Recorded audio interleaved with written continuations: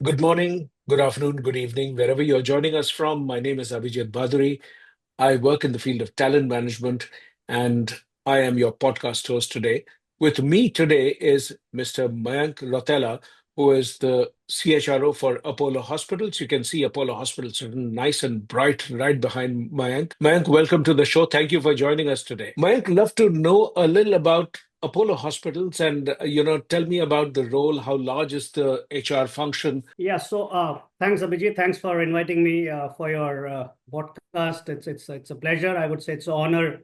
As young management professionals, we've grown up listening to you, reading about your views.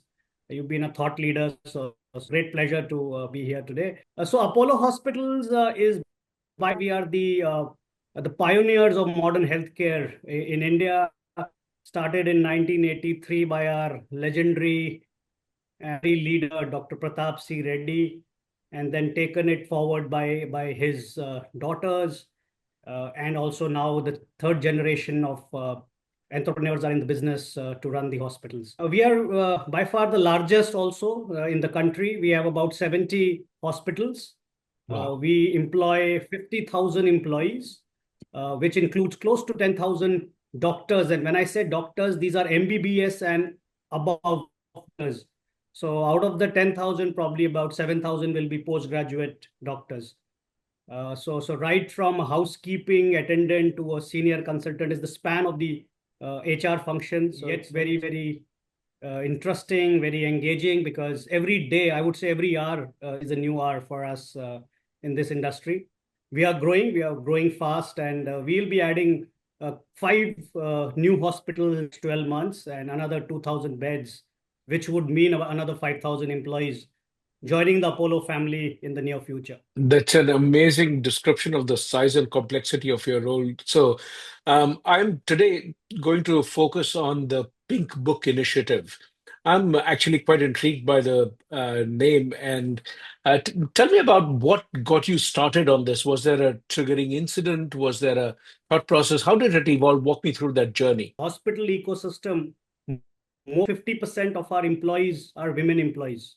That primarily because of our nursing workforce, who are primarily women. About 80% or above nurses are women. So that is the bedrock on which our employee ecosystem rests. And also an organization which is led by very visionary and able women leaders. Right? So as all of you know, our entire board constitutes of our women leaders. So since women's safety is talked about, emphasized, and driven at almost every management talk or management meeting. So we have various policies. We always had the POSH policy, the whistleblower policy, the ethics committees we have in our units. However, we wanted to create something more simple, something which a nurse can pick up and read and understand what is it that the hospitals are offering for my safety, even before she joins Apollo or when she joins Apollo. And of course, it's a ready reckoner for various departments to implement, whether it is HR, security, medical services, nursing, biomedical, so on and so forth. And this pink book has been created by a joint effort of the medical services team, of the HR team, of the team. And as you would see, it's branded very well. It's in a pictorial way we have presented the measures that we want to implement in our. Hence, a lot of input and help has come from our branding and marketing team as well. And of course, it was then led and pioneered by our joint managing director, Dr. Sangeeta Reddy, and we launched it on our 41st anniversary of our Chennai hospital in September of 2024. And now we are wanting to re-emphasize and in a way spread its wings beyond Apollo and re-emphasize and launch it during the upcoming Women's Day on the 8th of March. That's such a terrific initiative that you have. The first thought that comes to my mind is, are you able to do it because you have 50% women, which is not something that not many organizations can claim. Also, your board is predominantly led by women. Is that the reason why this got so much of prominence? saying even if the percentage of women employees were lesser, for example, if you look at, say, our corporate office, where the percentage of women employees would be only 20%, but we will give equal importance to implement it in that environment as well. It's not that it is only being done for women employees.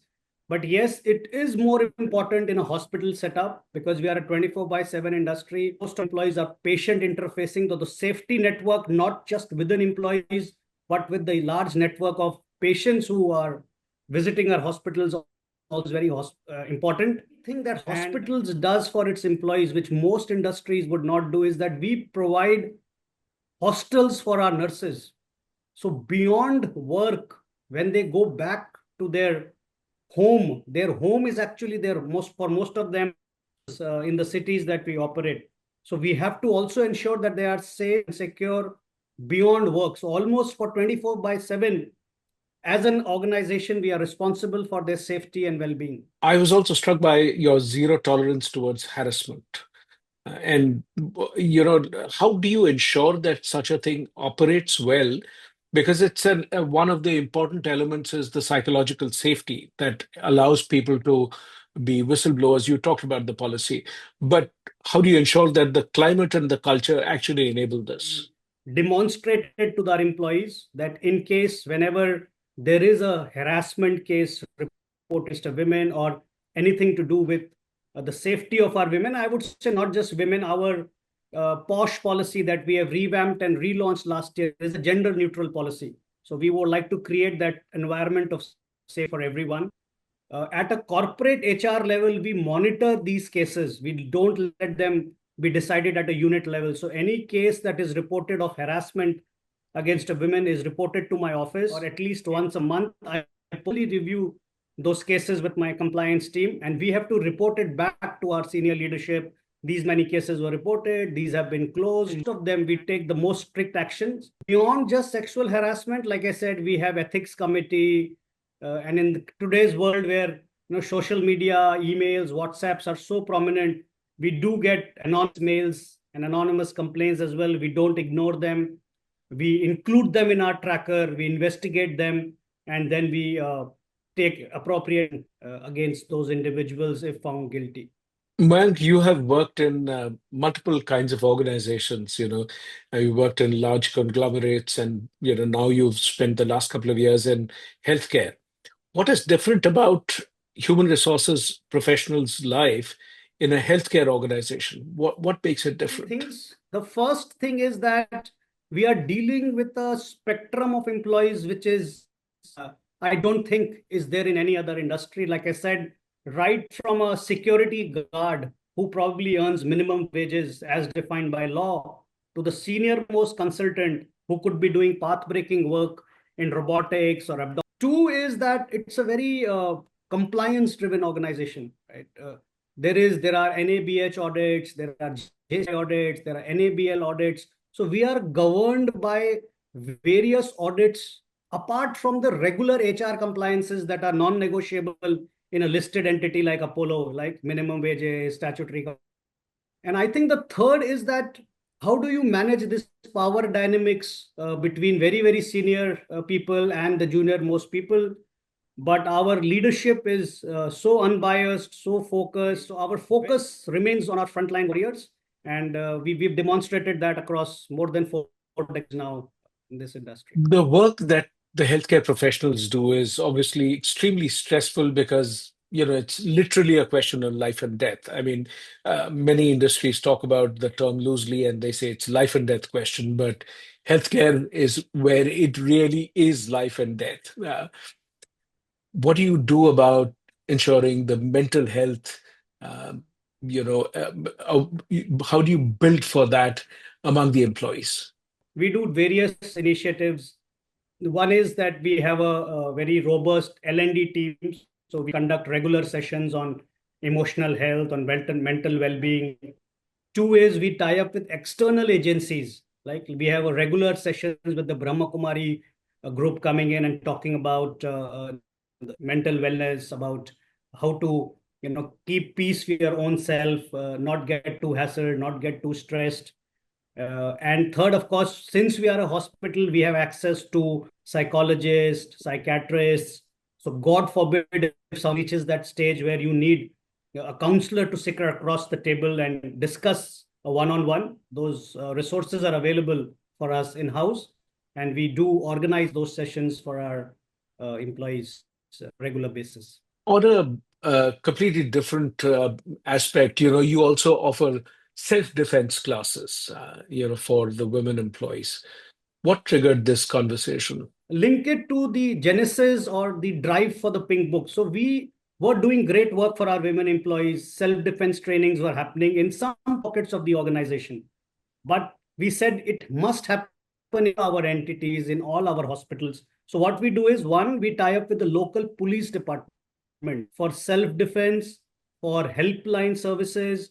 And being a hospital, we have great rapport with all the police authorities and other legal. So we leverage our association with them, and we request this department to train us on self-defense.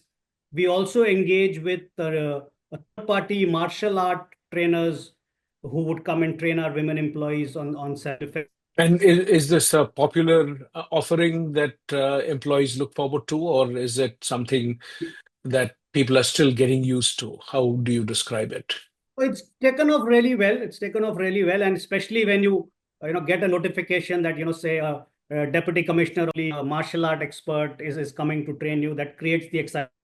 So it's not that some novice is training you on self-defense.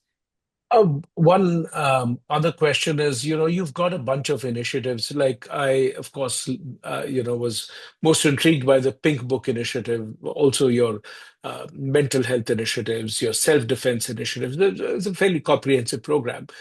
How do you measure the effectiveness of that, and what do you measure? Is it only quantitative measures? Do you have qualitative measures? Right. So what we do is we have created a tracker. If you keep it simple, it's done well. So we said these are the 15 things in an Excel sheet, and we get monthly inputs and reports from our units on what they have implemented and what is it that they need to implement. Because some of it is like CCTV cameras, security alarms would require caps investments. So this is the right time for us to do those planning and then implement some of these initiatives in our hospitals. One incident I would like to emphasize is that our Jubilee Hills Hospital in has 32 acres. We have a nursing hostel, we have a nursing college, we have a medical college, and we have a state-of-the-art tertiary care hospital in the same premises.